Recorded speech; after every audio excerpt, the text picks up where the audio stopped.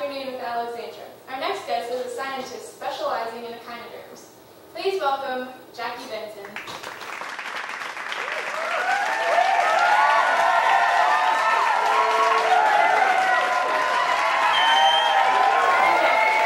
Tell me, what are some of the key characteristics that people should know about echinoderms? Well, as you know already, they are marine animals, and they have an internal skeleton, a water vascular system, which is utilized in their movement and respiration and feeding. They also, most of them, have 5-part radial symmetry, like the spokes of a wheel. So if you picture a starfish, for example, they have 5 stars. And also in the larval stage, they have bilaterally symmetrical bodies. And then, as you may have learned in science class, the concept of cephalization, these animals lack cephalization, so they do not have a designated head. And just for our viewers who don't have an awesome science teacher like I had, let's explain what cephalization is. Okay, cephalization means that they don't have a designated head, as I said, and so therefore they don't have a brain or eyes in the same section of their body. That is really interesting. Now, their phylum, Echinodermata, can you tell us what that actually means scientifically? Sure. Echinoderm, if you break the word up, the first part of the word, ECHI, means spiny. And as you very well know, DERM means skin. So, therefore, it means spiny skinned. Interesting. Now going back to characteristics, what are some specific characteristics about these animals? Well, I am an expert in sea urchins, and they're very interesting creatures. They, as I said, they're marine, have water vascular system, have radial symmetry. They also have a centrally located jaw on the underside of their body, which has 5 tooth-like structures used for feeding. Also, if you look at a picture of a sea urchin, Which we have right here. Hold on. There you go. They have spines. Now, back to us. The spines are of various sizes. And in between the spines are things called pedicelaria, which are used to grab small prey. And sometimes these spines can be venomous. So you better watch out. Alright. Well, I wouldn't want to step on one of those, now would I? No, that would be bad. Alright, so what do these amazing animals feed on?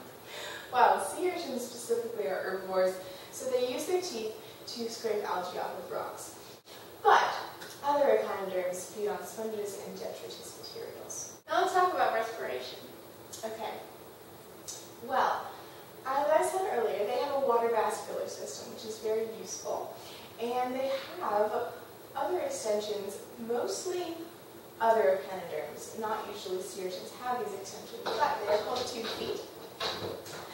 And they are a sort of suction cup type thing, and they provide the main surface for respiration. Well, again, interesting. Now what about circulation? They have an open circulatory system that works alongside their water vascular system to pump water and oxygen and food through their body. Well, that sure explains it. Response, like how they respond to things. Well, I'm not going to, but if I hit you, you would have an immediate response, right? I would hope so. Okay, so sea urchins are a little bit slower. They do not have a highly developed nervous system, and so they wouldn't respond like you would if I hit them. They have a ring around their mouth that helps control their responses, and radial nerves connect this ring to the other body sections, like the stars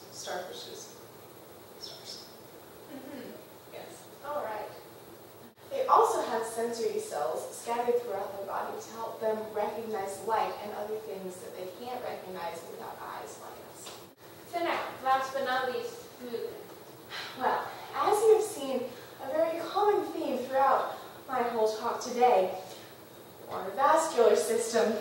They, again, use their 2 feet or locomotion, fun word, right, for moving.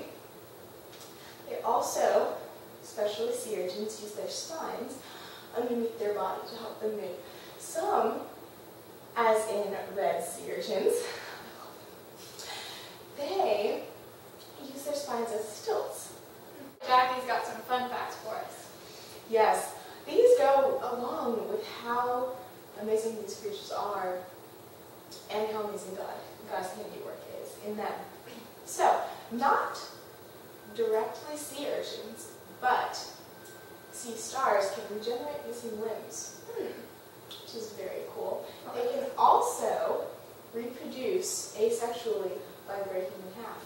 And then the body will grow back on each half that was broken. All right. Yes, it's very, very interesting. Some are nocturnal, and this sea urchins again, I love them. They all crowd together into one area if there is a bad water condition, so pollution. So if you see a lot of sea urchins together, it's a good indication that the water isn't healthy for them. Well, that is interesting. Don't go to places where there's a lot of sea urchins crowded together, folks. It's not good water. Especially don't drink it. Right. Also, God is amazing. He can create these creatures so that their skin makes them look camouflaged. Oh, really? Yes. Well, that is pretty amazing. It really is. Some can carry corals or anemones on their bodies. Wow, that's interesting. Yes, it is. There are also other types of echinoderms that you wouldn't usually think of when you think of the phylum, because you would think of usually sea stars, brittle stars, and sea urchins. But if you didn't know already, sand dollars are echinoderms. Oh, really? I did not look at that. And sand dollars are. Another problem with a lot of sea urchins crowded together, if there are too many, they can destroy a kelp forest because they eat it all. Ah, well, that's not good. Herbivores. And last but not least, there are over 700 species Well, of sea urchins. that's a whole lot of species. Yes, Mm-hmm. yes it is. All right. Well, looks like that's all the time we have. You don't want to talk about echinoderms all day. I noticed. All right. Thank you. And have a great afternoon.